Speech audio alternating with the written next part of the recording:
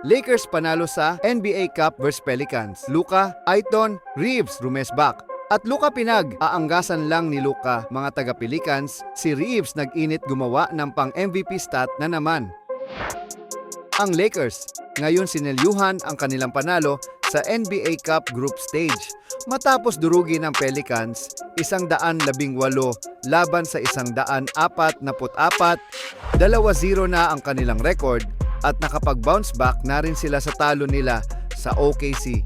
Ganon pa rin, out pa rin si LeBron at hindi nakapag-debut yung abangan natin na rookie, pero grabe ang buong team effort nilang ipakita at si Ayton naghalimaw sa ilalim. Tara na't pag-usapan natin yan ngayon. First quarter, palang pinag-aangasan na ni Luka ang taga-Pelicans.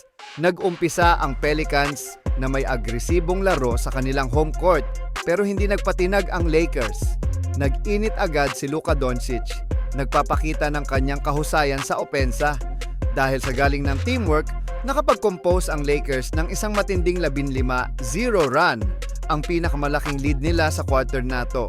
Medyo slow start para sa ating superstar na si Luka Doncic na 0-for-3 sa field.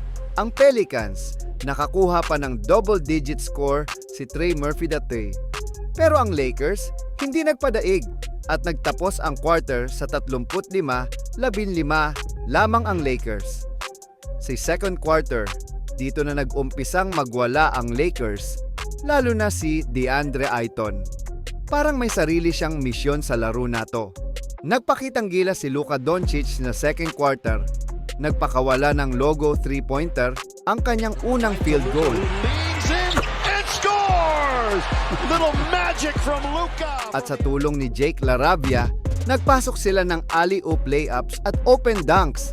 Grabe ang chemistry at di rin papahuli si Reeves. Hindi lang siya nag-focus sa shooting, kundi pati na rin sa free throws. Sunod-sunod na drive sa loob at walang minti sa free throw line.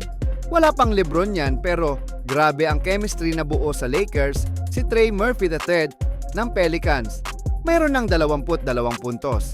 Mabuti na lang, mayroon tayong DeAndre Ayton na nagtapos ng first half na may 14 na puntos at 11 rebounds.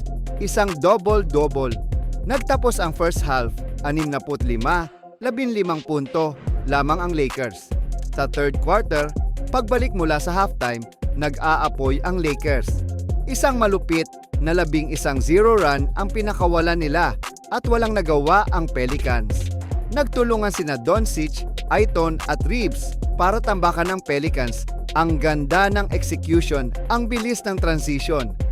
Si DeAndre Ayton, solid sa ilalim at sa rebounds. Nagtapos ng mga plays na may malulupit na dunk. Nagtapos ang quarter na lamang ang Lakers, 75-17, at kitang-kita ang dominasyon nila sa last quarter on the mark.